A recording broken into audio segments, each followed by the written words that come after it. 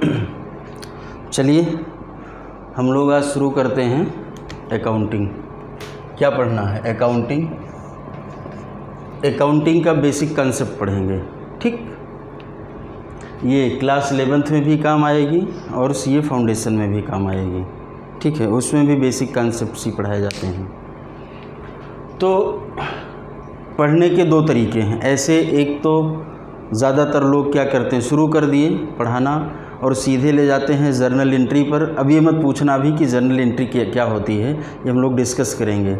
लेकिन हम लोग पहले समझ लेंगे, समझने के बाद में तब चलेंगे तो इतना आसान हो जाएगी अकाउंटिंग की कुछ कहा नहीं जा सकता है। अब पहला क्वेश्चन ये है कि हम लोग पढ़ने क्या चल रहे हैं, अकाउंटिंग। अकाउंटिंग होती क्या है? सबसे पहले तो जानना यही ज़रूरी ना कि व्हाट इज़ अकाउंटिंग, ये हमें जानना ज़रूरी होता है। मैं अभी डिस्कस करता हूँ कि क्या होती है। अगर मैं लिखूँ, जैसे मैंने लिखा परचेज्ड गुड्स फॉर ₹10,000, ये क्या है? इंग्लिश है। इंग्लिश में हमने लिखा है कि गुड्स खरीदा, परचेज गुड्स फॉर 10,000। अब अगर मैं इसको हिंदी में लिखना चाहूँ तो क्या है? हिंदी में लिख सकते हैं।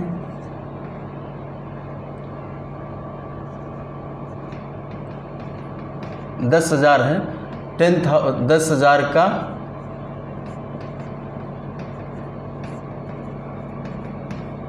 माल खरीदा, ये हिंदी है। और अब मैं आगे लिखने जा रहा हूँ। अभी ये नहीं पूछेंगे कि ये कैसे आया। अगर मैं इसी को अकाउंटिंग में लिखता हूँ तो ऐसे लिखता हूँ, purchases account debit to cash account 10,000। क्या अगर मैं कहूँ, जैसे अभी आप लोग नहीं पढ़े हैं अकाउंटिंग, इसको देख करके कुछ समझ में आ सकता है? तो जवाब है नहीं आ सकता है। इंग्लिश पढ़े हुए हैं, मैंने लिखा परचेज गुड्स फॉर 10,000, तुरंत समझ में आ गया। हिंदी पढ़े हैं, 10,000 का माल खरीदा, ये भी समझ में आ गया। लेकिन अगर ये दोनों ना हो, इसको मैं देख करके और आपसे कहूँ कि बताइए कि ये क्या है, तो समझ में नहीं आएगा। क्यों नहीं आएगा? क्योंकि अभी पढ़ाई नहीं है। तो ये क्या थी? ये लैंग्वेज थी। क्या लैंग्वेज थी? इंग्लिश की। इंग्लिश लैंग्वेज में लिखा गया है। और ये क्या है? ये हिंदी लैंग्वेज है। तो क्या आप ये बता सकते हैं कि ये क्या है? अकाउंटिंग की लैंग्वेज है। सही आंसर। अगर पूछा जाए कि व्हाट इज़ अकाउंटिंग, तो हम आंसर करेंगे accounting is a language of business. बात समझ में आ रही ना? अगर मैं यहाँ पर क्वेश्चन पूछता हूँ what is accounting,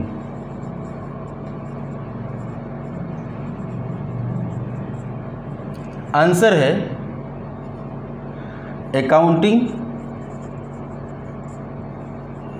is a language of business. बात समझ में आ रही ना? जिसने इंग्लिश पढ़ रखा है वो ये समझ जाएगा। क्यों? क्योंकि इंग्लिश लैंग्वेज पढ़ा है। जिसने हिंदी पढ़ रखा है वो ये समझ जाएगा। जिसने दोनों पढ़ रखा है वो दोनों समझ जाएगा। और जिसने अकाउंटिंग पढ़ रखा है उसको ये समझ में आ जाएगा। मैं ये नहीं कि अभी हम इस पर चर्चा नहीं करेंगे। अभी इस यहाँ पर ये कैसे लिखा, क्यों लिखा, लैंग्वेज ही तो पढ़ रहे हैं। लैंग्वेज पढ़ लेंगे तो समझ में आने लगेगी, वही तो पढ़ने चल रहे हैं। तो अभी ये पूछ लिया जाए कि ये क्यों लिखा, कैसे लिखा, कहाँ से लिखा, ये सब बातें बाद में करी जाएंगी। बात समझ में आ रही ना? पहले इसकी डेप्थ नॉलेज होनी चाहिए। शुरुआत में ही ये ध्यान देना है, हमें समझना है और याद नहीं करना है। हर एक चीज़ का मतलब जानना है कि क्यों आया, कैसे आया वो तो ठीक है, लेकिन उससे भी महत्वपूर्ण होता है क्यों आया। तो मैं अपनी क्लास अकाउंटिंग से शुरू कर रहा हूँ और जब मैं इसको अकाउंटेंसी में कन्वर्ट कर ले जाऊँगा तो समझना कि अब मुझे समझ में आने लगा। वैसे 11th की बुक में जो लिखा गया है वो क्या लिखा गया है? अकाउंटेंसी शब्द लिखा गया है सब्जेक्ट का नाम। अगर मैं सीए फाउंडेशन की बात करूं तो वहाँ पर इसको जो है फंडामेंटल ऑफ अकाउंटिंग लिखा हुआ है। लेकिन फ़िलहाल हम इन सभी बातों पर धीरे धीरे क्रमवार चर्चा करेंगे। अगर मैं आज ही सब पर डिस्कस करूंगा तो कन्फ्यूज़न क्रिएट होगा। अभी इतना सा सवाल है, व्हाट इज़ अकाउंटिंग, ये समझ में आया या नहीं आया? लिखना है, ऐसा नहीं है कि कॉपी रख लो, पेन बंद कर लो, बैठे रहो, नहीं समझ में आएगा, लिखना पड़ता है। तो मैंने पहली बात अभी पढ़ाई है व्हाट इज़ अ लैंग्वेज, तो सॉरी व्हाट इज़ अकाउंटिंग, तो उसका आंसर था, ये क्वेश्चन है और इसका ये आंसर है accounting is a language of business. Hindi में अगर मैं कहूँ तो ये व्यवसाय की भाषा है। अकाउंटिंग क्या है? लिखो ना, फट से लिखो। Accounting, what is accounting? Accounting is a language of business. जो बात समझ में नहीं आएगी वो पूछना है।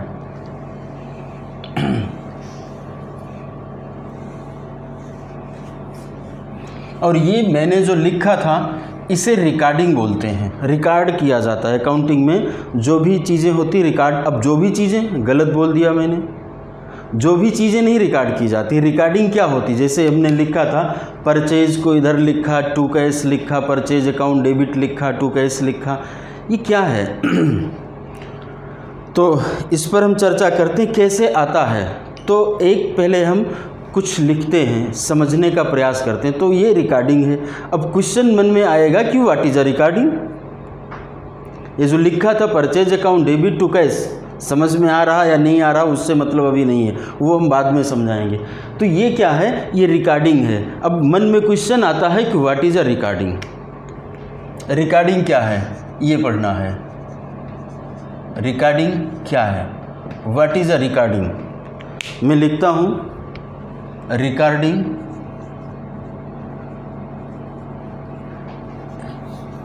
ऐसे लिखा। एवरी ट्रांजैक्शन, किसको रिकॉर्ड किया जाता है? Every transaction, every transaction and event which can be measured into terms of money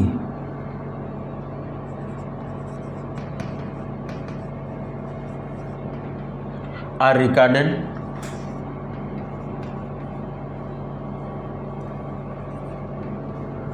in the books of account.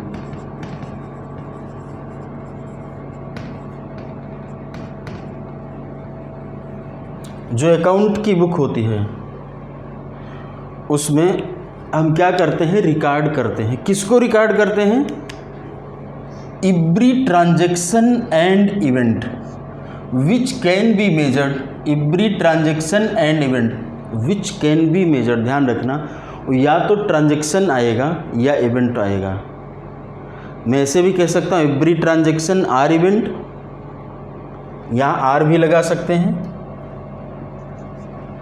Which can be measured, जिनको कि मेज़र करते हैं। किस में मेज़र करते हैं? मेज़र का मतलब तो समझ में आता होगा। जैसे हम कोई चीज़ खरीदने जा रहे हैं, चीनी खरीदने जा रहे हैं, तो उसको कैसे मेज़र करते हैं? किलो से, ग्राम से, कुछ इस तरीके से करते हैं। दूध लेने जा रहे हैं तो उसको कैसे मेज़र करते हैं? लीटर में। तो ऐसे यहाँ पर हमको देखना है जो भी ट्रांजैक्शंस और इवेंट हैं उनको अगर मैं मेज़र कर सकता हूँ किस में? Into terms of money. Money क्या है? मनी किसे कहते हैं? अगर मैं इंडिया में हूँ तो रुपया है, यूएस में हूँ तो डॉलर है, कहीं और हूँ तो उसकी जो मनी मेजर की गई है, तो जहाँ पर है उसमें अगर मेज़र किया जा सकता है तो हम उसको क्या करेंगे? अगर वो ट्रांजैक्शन इवेंट मनी में मेज़र हो गया तो उसको बुक्स में रिकॉर्ड कर देते हैं। बात समझ में आ रही है? रिकॉर्ड कैसे करेंगे वो अलग का प्रोसेस है। इसका मतलब है कि हम लोग जो पढ़ने चल रहे हैं वो क्या है? या तो वो ट्रांजैक्शन होगा या इवेंट होगा, जिसको कि मैं मनी में मेजर कर सकता हूँ तो उसी को क्या करेंगे? रिकॉर्ड कर देंगे। मतलब ये हुआ कि जो हमारी अकाउंटिंग है वो यहीं घूमती रह जाएगी, इसी पर टिकी रह जाएगी। कहाँ पर टिकी रह जाएगी? ट्रांजैक्शन या इवेंट की रिकॉर्डिंग होगी, और जो रिकॉर्डिंग होगी वही आगे प्रोसेस होगा। क्लियर है ना? तो रिकॉर्डिंग क्या है? एवरी ट्रांजैक्शन, प्रत्येक ट्रांजैक्शन या event which can be measured into terms of money are recorded in the books of account. अब अगला क्वेश्चन आता है, ट्रांजैक्शन क्या है और इवेंट क्या। मैंने मनी तो बता दिया, मेजरमेंट का मतलब बता दिया है कैसे मेज़र करते हैं। अगला क्वेश्चन आता है ट्रांजैक्शन क्या है और इवेंट क्या है। बात समझ में आ रही है? ट्रांजैक्शन क्या है और इवेंट क्या है, ये बात समझना है हमको। तो ट्रांजैक्शन का मतलब क्या होता है?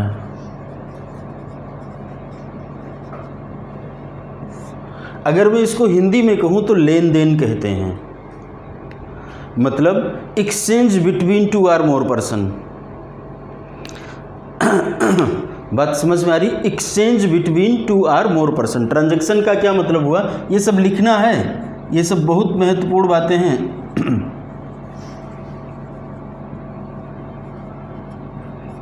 Exchange between two or more person,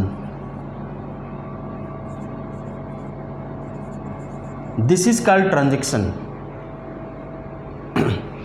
कपड़ा खरीदने गए तो क्या किया हमने, कपड़ा ले लिया, उसको क्या दे दिया, रुपया दे दिया, ये तो ट्रांजैक्शन हुई। हम सब्जी खरीदने गए, सब्जी लिया, लेन देन, ट्रांजैक्शन यही तो है, ट्रांजैक्शन हो गया। अब हम लोग क्या बात करेंगे, इवेंट। इवेंट क्या है? इवेंट का मतलब रिजल्ट होता है, और भी मतलब होते हैं, लेकिन यहाँ पर अभी इसको रिजल्ट से लिया गया है। अगर हम लोग एक एग्ज़ाम्पल ले लें और उसमें समझने का प्रयास करें तो शायद हमको इवेंट और ट्रांजैक्शन दोनों समझ में आ जाएंगे। ठीक है, तो एक एग्ज़ाम्पल लेते हैं और इसको समझते हैं। आराम से पढ़ना है अकाउंटिंग, शुरुआत में धीरे धीरे पढ़ेंगे, इसके बाद स्पीड ऑटोमेटिक बन जाती है। अभी इनिशियल लेवल पर हम लोग पढ़ रहे होते हैं तो मुझे इसमें कुछ नहीं आ रहा होता है, इसलिए शुरू में बहुत स्लो मोशन में पढ़ाई करना चाहिए। कोई भी चीज़ अगर शुरुआत की जाए तो बहुत फास्ट मूविंग नहीं होती। शुरुआत में बच्चे छोटे होते हैं तो क्या करते हैं, पहले ABCD इस तरीके से धीरे धीरे A to Z पढ़ लेते हैं, फिर उसके बाद और पढ़ते हैं, फिर A to Z पढ़ने के बाद फिर एप्पल और वो सब पढ़ना चालू करते हैं। इसी तरीके से हम लोग इसमें समझेंगे आराम से। एग्ज़ाम्पल एक लेते हैं। अगर मैं कहूँ परचेज्ड गुड्स,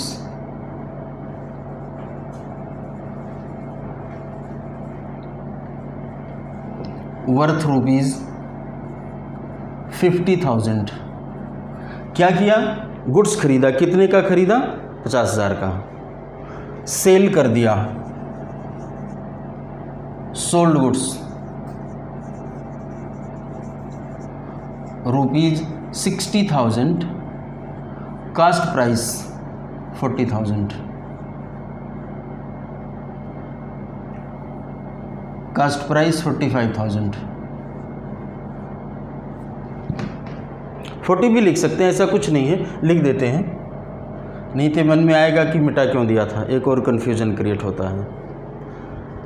ठीक है, अगर मैं इन चीज़ों को देख रहा हूँ, इस एग्जाम्पल में क्या लिखा है, गुड्स खरीदा 50,000 का और बेचा कितने का, 60,000 का, जिसकी की कॉस्ट प्राइस क्या है, 40,000। इसका क्या मतलब हुआ, कॉस्ट प्राइस 40,000, मतलब यहाँ से अगर मैं देखूँ तो उसकी परचेज प्राइस, मतलब जो मैंने 40 में ख़रीदा था।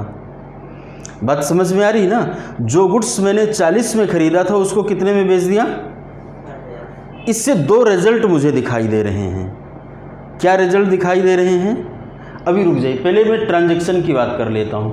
परचेज गुड्स 50,000, बात समझ में आ रही है।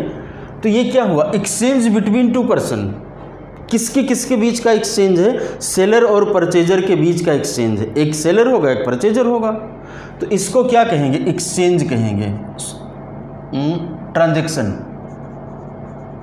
ट्रांजैक्शन कहेंगे। और इसको क्या कहेंगे, इसको भी ट्रांजैक्शन कहेंगे। सोल्ड गुड्स, दोनों क्या हुए, ट्रांजैक्शन हुए। बात क्लियर है। एक और बात लिखते हैं, पेड सैलरी,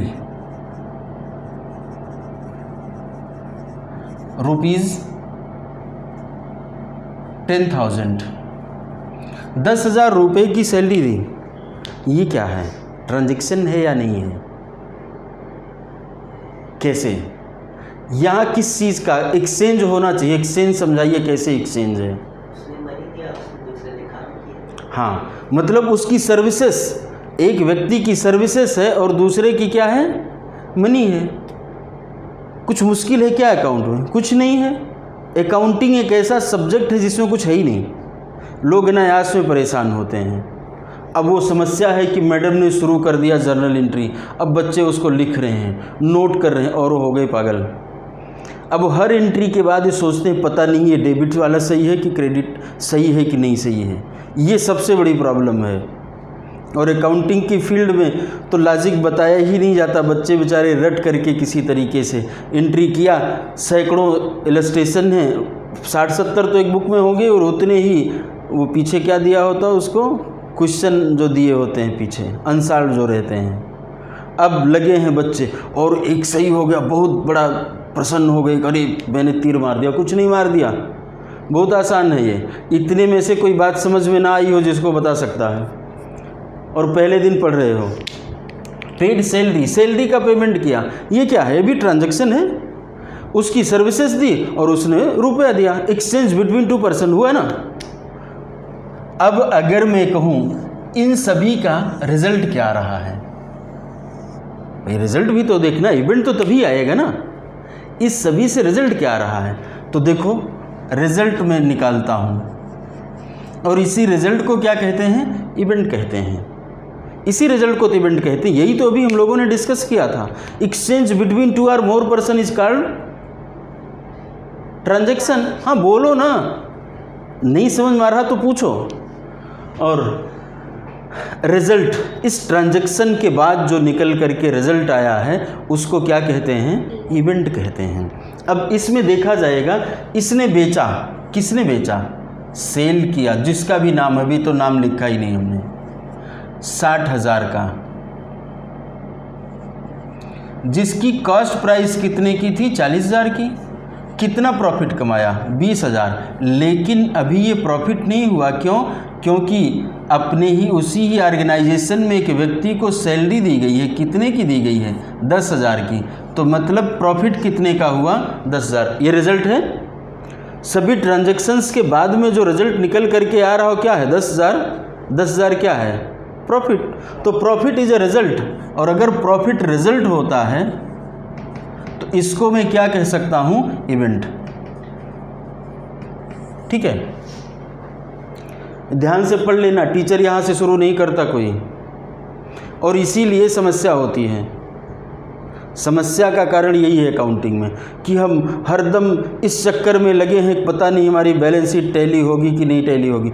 बैलेंस शीट ना टैली होने का कोई क्वेश्चन ही नहीं उठता है। ये अलग बात है, हो सकता है हम कुछ गलती कर जाएं, गलती करने के बाद भी बैलेंस शीट टैली हो जाती है।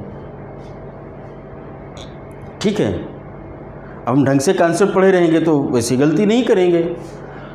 अब एक और बात है, एक और रिजल्ट है, क्या है? अब कौन सा है? अरे 50,000 का सामान खरीदा था और बेचा कितने का? ध्यान देना, 40 का। 40 का सामान 60 में बेचा है। ध्यान से सुनना है। खरीदा कितने का था? 50,000 का। उसमें से हम 40,000 का निकाले और 60,000 में बेच दिए। यही तो कॉस्ट प्राइस थी। ये बात समझ में आ रही ना? इसका मतलब क्या है? बचा रह गया है। कितना बचा रह गया है? बचा रह गया। कितना बचा रहेगा? बोलो। बचा रह गया 10,000। और इसी को इंग्लिश में क्लोजिंग स्टॉक बोलते हैं। अभी हम लोग सब पर डिस्कस करेंगे। ये तो एक हम लोग ओवरव्यू ले रहे हैं। इतने में बता दो कि क्या मुश्किल है इसमें। कुछ अगर मुश्किल है तो बता दो, हम भी देख लें कि अकाउंटिंग में मुश्किल क्या होता है। अकाउंटिंग अकाउंटिंग अकाउंटिंग, ऐसे लोग हल्ला करते हैं, लगता है जैसे इसमें बहुत बड़ी वो आ गई, कोई दिक्कत आ गई है। अरे कोई दिक्कत नहीं है, इतना आसान तो कुछ नहीं होता है। दुनिया का सबसे आसान सब्जेक्ट है ये। आगे देखोगे कि यही लगेगा, करे ना आज से मैंने पढ़ लिया अकाउंट, इतना समय बर्बाद किया तो एक दिन में पढ़ सकते थे। तो परचेज गुड्स तो इवेंट और ट्रांजैक्शन समझ में आ गया क्लियरली? ठीक है, मिटाता हूँ मैं इसको।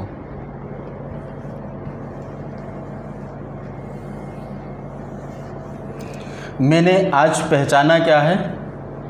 Transactions and event. क्या ट्रांजैक्शन और इवेंट अगर आगे पूछा जाए तो आप बता सकते हैं? मैं कल क्वेश्चन दूंगा इस पर। मैंने एक बात पढ़ी, क्या पढ़ी?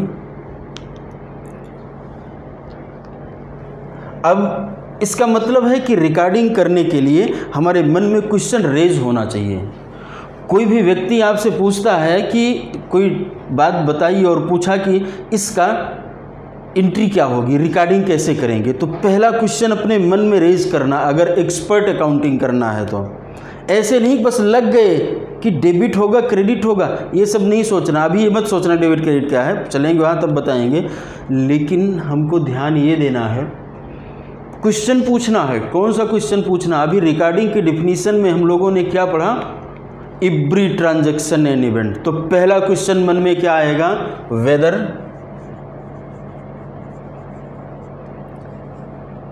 It is a transaction or event. मैं पहला क्वेश्चन अपने मन में पूछूंगा कि क्या ये ट्रांजैक्शन या इवेंट में से कुछ है? आंसर आता है नो। अगर आंसर नो आता है तो रिकॉर्डिंग नहीं होगी।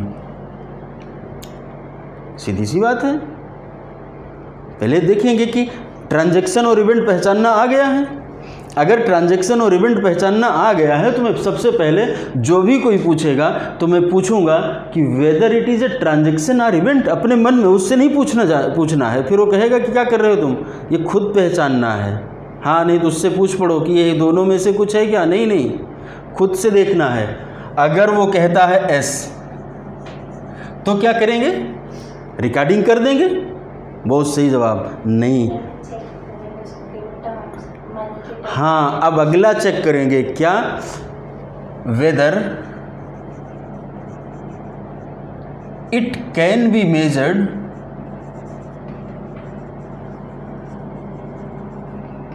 Into terms of money.